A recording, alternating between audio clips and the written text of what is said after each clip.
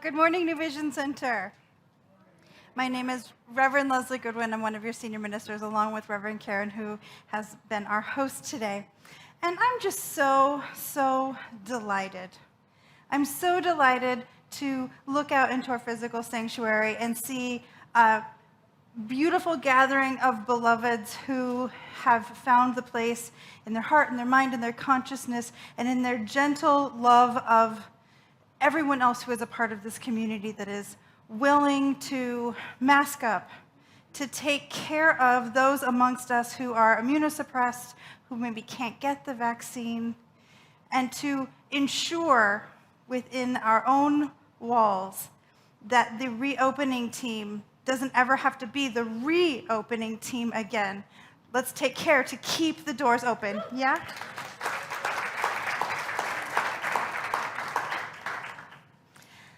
Today's message is called When the Vision is Clear. Now, to catch up anybody who hasn't watched every single message that we've given this year, and I mean, come on, what have you been doing with your year? We have been going through what we call the spiritual hero's journey. That is our theme this year. And what it is it's a year following a modified version of Joseph Campbell's hero's journey as an overlay to what we go through as we develop spiritually in our life. And the idea is that we are each always on a spiritual hero's journey, that we are the hero of our own story, whatever it is that is unfolding. For some of us, we might feel like it's a grand adventure. For some people, it might be like, I'm gonna try this. But every time we step even a teeny bit out of our comfort zone, it is a hero's journey. And so here's the big thing to celebrate today. We started at the beginning of the year up at the top. We packed our bag full of skills and spiritual talents and the ability to step forward. We formed a team to help us on our merry journey. We crossed into the unknown, into the world of the unknown. We've had trials and failures. We've done fantastic, and we've had some kind of sketchy days, yes? A couple of moments where we're like, ooh, maybe not the way I'm going to choose to move forward with that, but more good ones than bad ones, yes? That's a good sign. We've learned new skills, and then we reached this bottom portion of tentacles and flames, the death of the old self and the rebirth of the new. And here's what we are celebrating today. We're past the tentacles! Yay!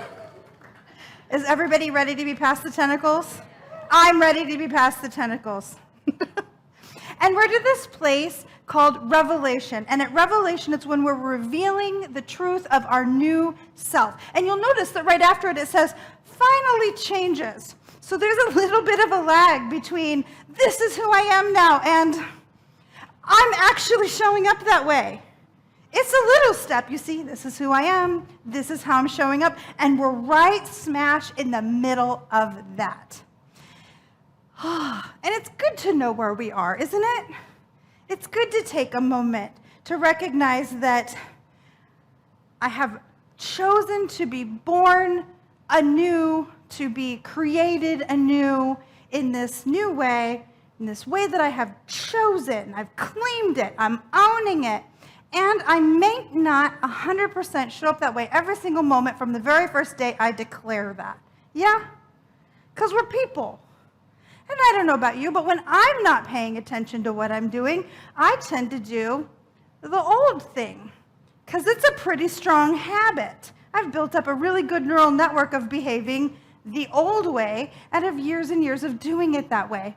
So today we're going to talk about a way that we can put together, a tool we can put together to help us anchor the new so firmly that it becomes the new habit. Around here at New Vision Center, we have a phrase that we say all the time. All the time. It's written up on the board in my office right now. It is usually up on some whiteboard somewhere in the center, and it's this. Nope. It's when the vision, there we go, that's what it is. When the vision is clear, the decisions are easy. And the reason I have it asterisk there, Reverend Joyce Murphy, who is the founding minister of this center, that's who said it a gajillion times that made it so we say it all the time here. But we can't seem to hunt down who said it originally. There's a version that's attributed to Roy A. Disney, but it's not quite exactly that. So for all intents and purposes around here, Reverend Joyce said it. When the vision is clear, the decisions are easy. And man, oh man, have we experienced that this week.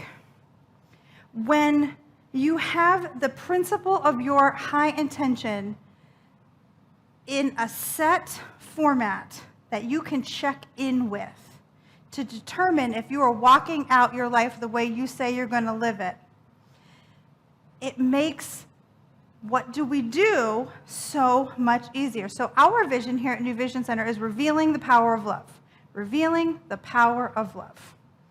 We read it every service. I don't think there's probably anybody who attends here who couldn't tell you if you asked, hey, what's the vision over there at New Vision Center? Revealing the power of love. And when it became a question, hey, the CDC has changed their guidelines, and traditionally we have followed the CDC guidelines, what are we going to do about masks and taking care of our congregants on Sunday? We came together as a group, the people who have lovingly renamed ourselves the COVID safety team. And what reveals the power of love in this situation? There was no arguing. There was no confusion. Everybody just said what they felt would reveal the power of love in this situation. And we made the decision to continue to follow the CDC guidelines because for that group, revealing the power of love meant taking physical care of our beloveds here at the Tatum campus and allowing that love to ripple out into the greater community. Because we have this vision to check in with, very often around here, even if we know that the consequences of our decisions are challenging because, yeah, I don't want to wear a mask either, y'all. I want to hug on you too. Of course, we want this whole darn thing over. And this is the fastest path there that we can identify. So even when we know, yeah, this may not be the easiest path to walk, is it the most powerful and loving path that we can walk given the information we have? The decision was easy. Wouldn't it be nice to have that in your own life? Wouldn't it be nice to have a phrase that's customized specifically for you, by you, to reflect your personal priorities in such a way that when you are not sure how you should behave, you can just check in with it, with your own personal vision? I got one woo, I'm taking it. Good, because that's what we're doing today. So I went back to, my experience with vision writing comes from a body of work called The Sacred Days Work, which is by Reverend Dr. Lloyd Strom and Reverend Dr. Marcia Sutton. They created the Fear to Faith work. They created the healing service work that we do during some Wednesday workshops, the work that we do to create our covenant for New Vision Center. All that comes from the same body of work. So I went back to their definition on what is a vision. A vision is a statement of how you see your calling unfolding in the world. It is a summation that captures the collective essence of the intentions you have set. Okay, sure. That makes sense.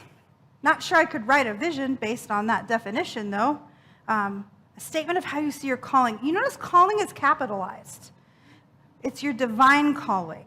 Your indwelling spirit rising up with you, calling you into your greatest next whole expression of self. You with me? So when we create a vision statement, they're short, revealing the power of love. They're pithy, they're compressed, they're condensed. 7 words maximum. 3 to 7 words is the idea. And functionally, it's a slogan that if somebody heard that about your life, they would have a very clear idea of who you are and how you show up in the world. So it's a little bit different than what people tend to think. You know, in the business world, there are vision statements, and more often there are less vision statements and more really focused goals. Really good goal statements, right? We're going to be, Amazon just did a new one, we're going to be the most customer-centered company in the world or something like that. Like, well, that's cool. For the purposes of this, that's not a vision statement. That's a really good goal. They should do that. That's neat. And that's not what we're doing here. Instead, we're creating a phrase that is functionally unfinishable.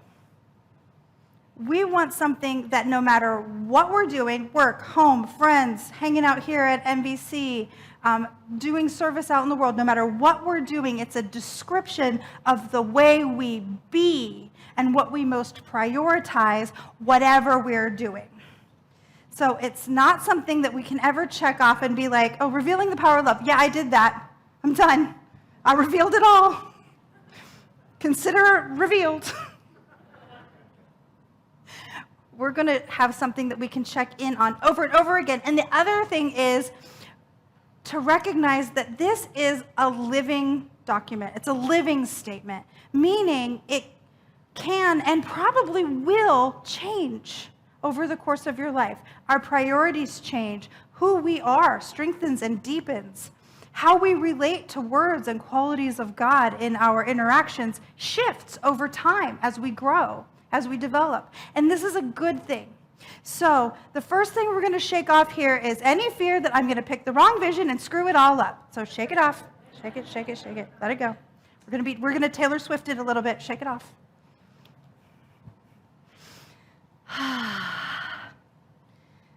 So we know what it is. We know what it's not. It's not a goal. Really what it is it's an energetic gut check. It expresses who you are and how you be. It should include a quality of God. The New Vision Center one includes 2, revealing the power of love. We've got 2. You can have 2. Probably not 14. It's hard to fit 14 qualities of God into a 7-word statement.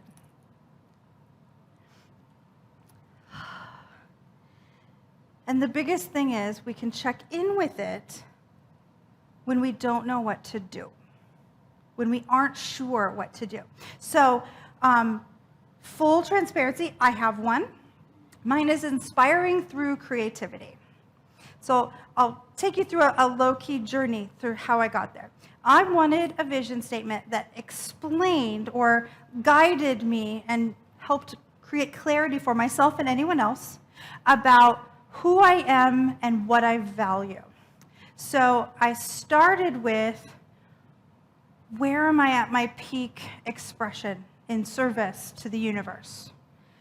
And I started thinking about all the different things I do that I love to do, writing talks and giving them, and writing music and performing spiritual music, and painting and creating jewelry and creating classes and teaching them. And the through line through all of that was the God quality of creativity. Like, oh, I really do my best. I be my best when that divine creative essence is active in me in a way of bringing forth something that was not there before in some new way. Okay, so what do I do with this creativity? What's the most essential thing to me that I do with this creative essence? Do I support people with it?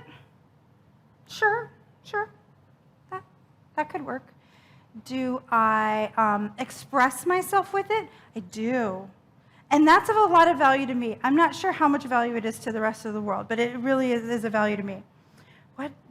What do I do that resonates out there as well as in here? And I landed on inspire. I create things, classes, talks, music, jewelry, whatever, to inspire people to find their own God path. Inspiring through creativity. So now when an opportunity comes to me, and they do all the time, man, ministers, we can't get away from opportunities. They want us to do a lot of stuff. When an opportunity comes to me, I can check in with it. Is this going to heighten my ability to inspire through creativity? Or is it something else?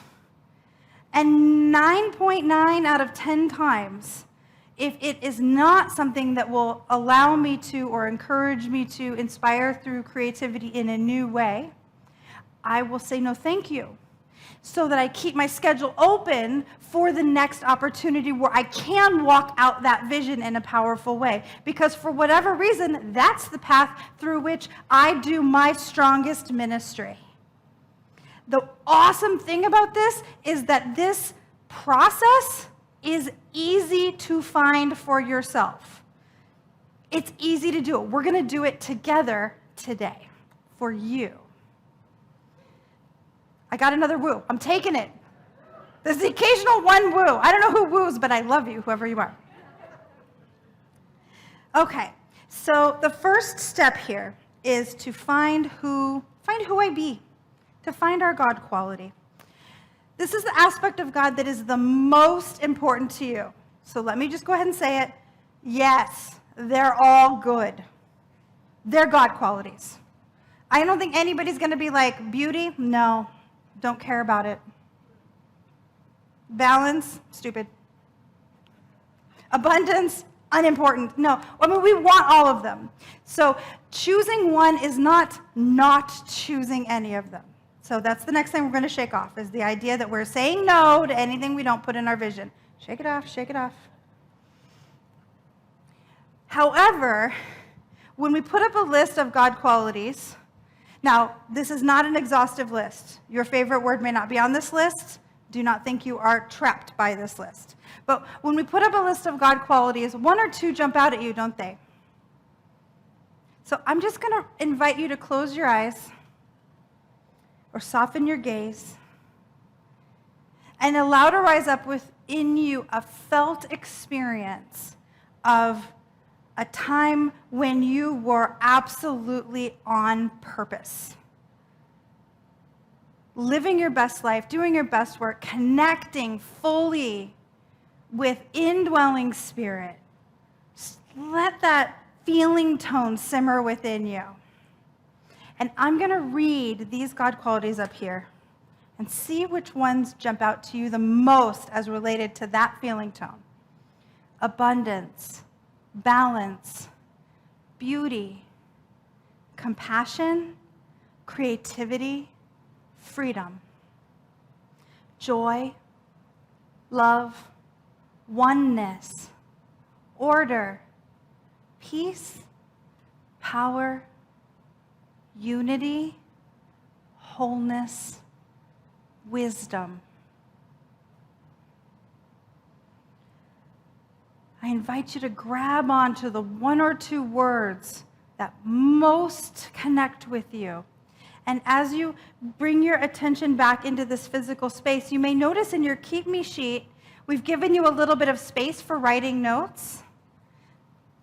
There are pens in some of the seat pockets, and if somebody has a handbag near you, you know she has 72 pens in that bag. If she's anything like me, I've got crayons.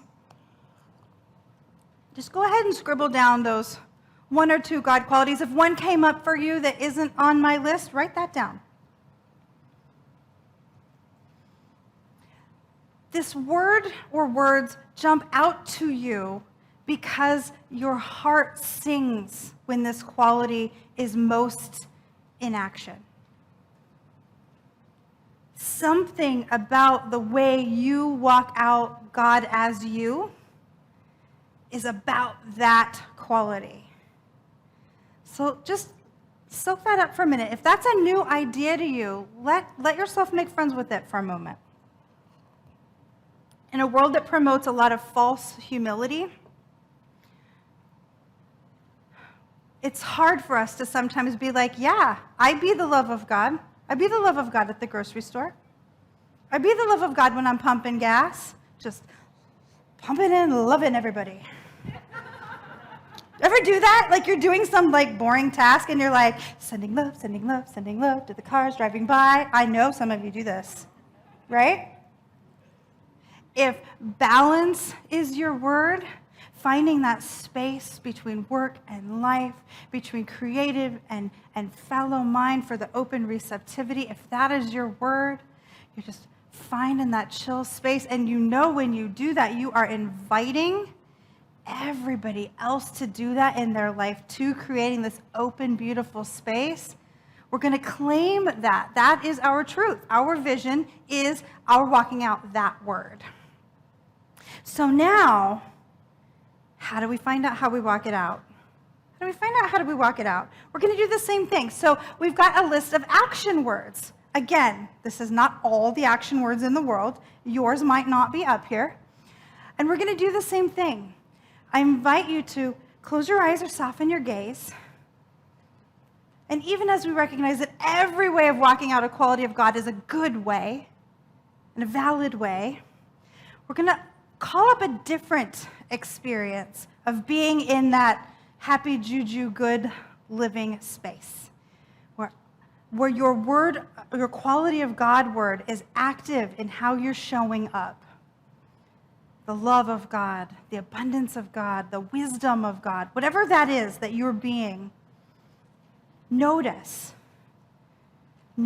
how you're being that word. And I'm going to read some of these action words and see which ones sparkle for you. Awakening, creating, demonstrating, expanding, expressing, giving, growing, inspiring, leading, manifesting, reflecting, revealing, serving, sharing, transforming.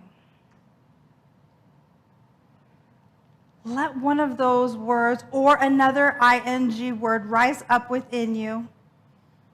And when you are clear what your word is, go ahead and add it to your notes. So you'll have a quality of God or two and an action word. How are we doing out there? So far, so good?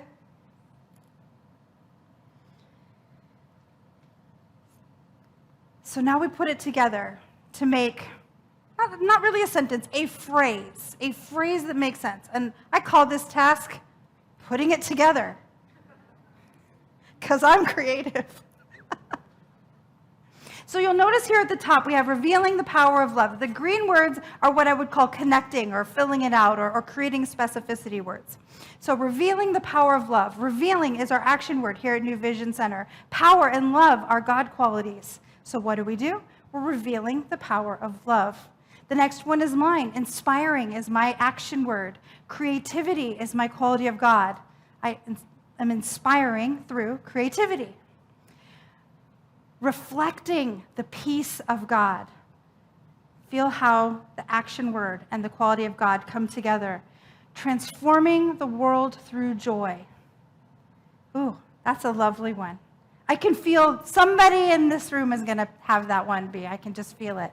For home office, for all of Centers for Spiritual Living, it's awakening humanity to its spiritual magnificence. Feel how it fits the same rhythm, the same pattern. So take a moment, check out your notes, and see if you can pull those together in a way that feels complete for you.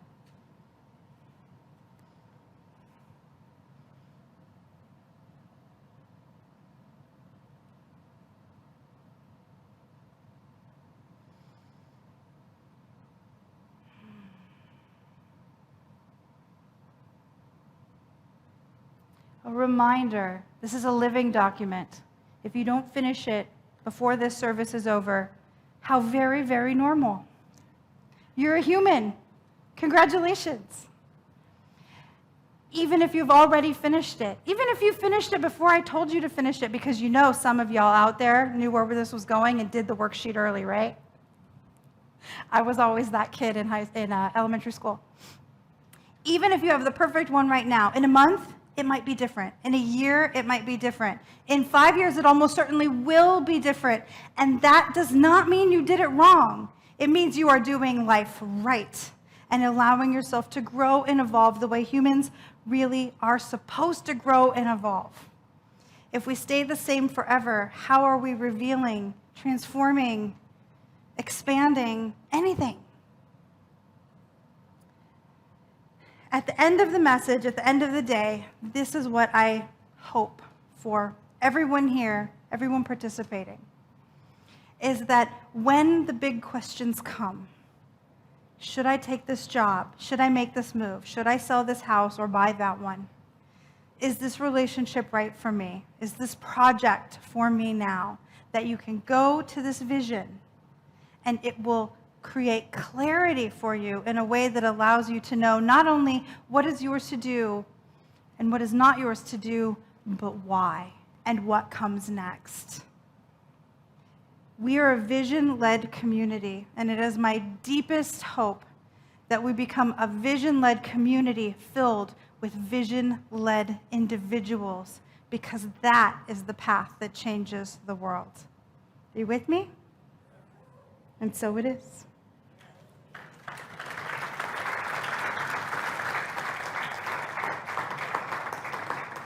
Delightful. And so I invite the practitioners and ministers of religious science to take a stand with me in this prayer as we anchor in all that we have explored today. Ah, what a delightful joy it is to allow that deep quality of God to come through as our individual visions, as our actions in the world, as our place of prayer and consciousness and connection. What a joy it is to know that Sweet Spirit is always right where we each are, indwelling, leading and guiding us. It is so good to know that every quality of God is seated in each of us perfectly and completely, so that there is nothing we cannot have or be or do.